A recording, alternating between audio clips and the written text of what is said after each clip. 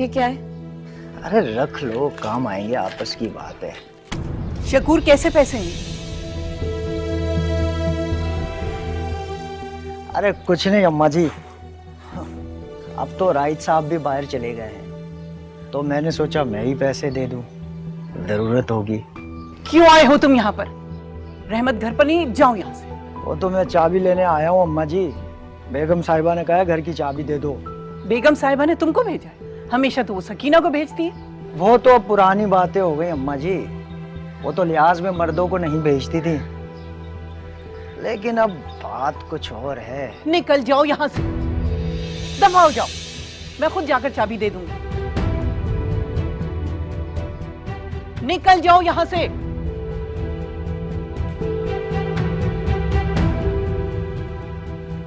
दादी, इसने मेरा हाथ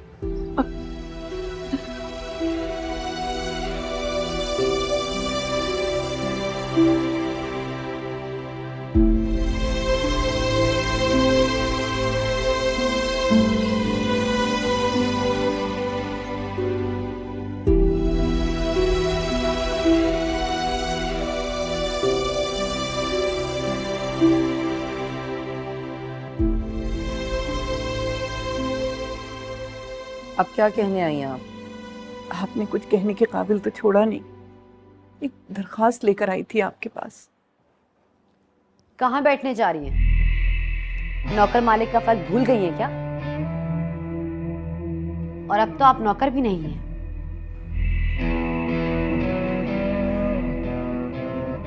रहमत घर देख रहा है, उसको जैसे ही घर मिलेगा हम वो घर छोड़ के चले जाएंगे। मम्मी जी को आपके फ्यूचर में कोई इंटरेस्ट नहीं है, तो जो बात करने के लिए आई है वो बात करें।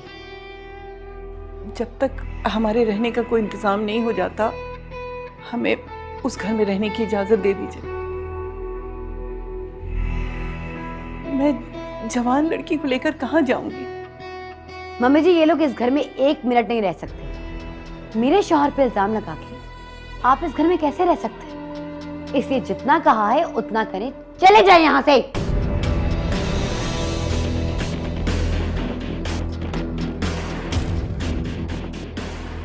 मेरी महापारा ऐसी नहीं है दुल्हन बेगम।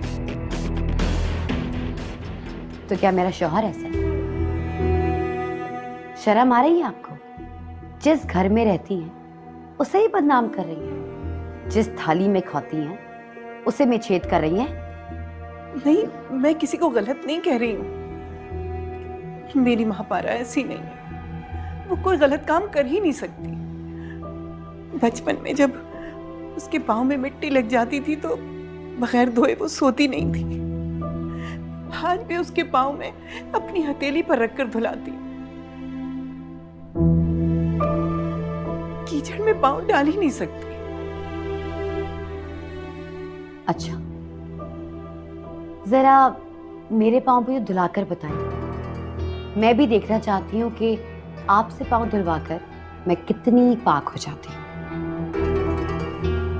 आपको यहाँ रहने के लिए मोहलत चाहिए ना? और अब तो रहमत भी नौकरी पर नहीं है, तो जब तक आप लोगों का कोई दूसरा इंतजाम नहीं हो जाता, आप यहाँ मेरे पाँव धुलाने की नौकरी कर लें। आइए आप मेरे साथ।